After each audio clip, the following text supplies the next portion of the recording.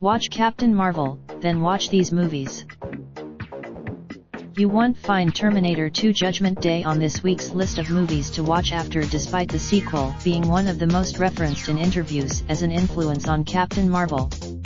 That 1990, most of the titles on the list are still either directly named by Anna Boden and Ryan Fleck as an influence, or they're my choice of substitute for a title I find more suitable.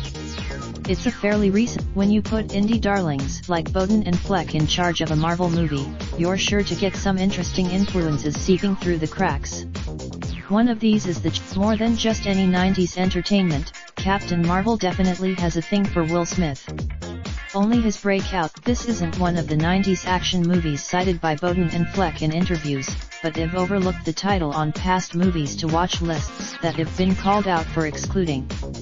The plot has although Captain Marvel won't have the last cameo from Stan the Man Lee, it is the first Marvel movie since the iconic comic book creator's death to feature him in a live-action appearance. Also the one for this week's documentary pick, if chosen something sort of controversial as far as its qualification as non-fiction alien autopsy fact or fiction. During the scene in Captain Marvel is basically RoboCop minus the robot and the cop parts, that is. No, really, I think that what is exciting to us about RoboCop was this idea of a character who's finding himself and finding his past.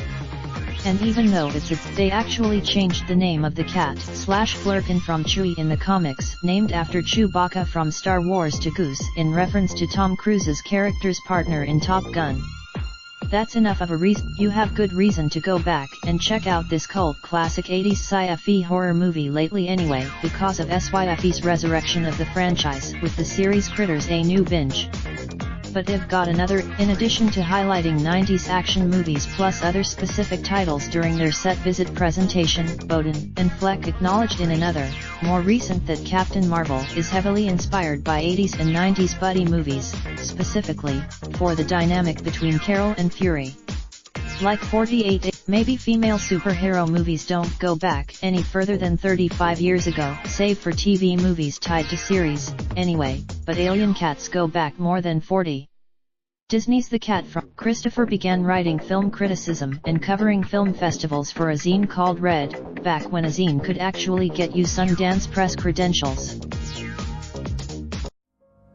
Raindrop, drop top smoking, no cooking the hot bar. Fucking on your bitch, yeah, that. Looking up, open the park.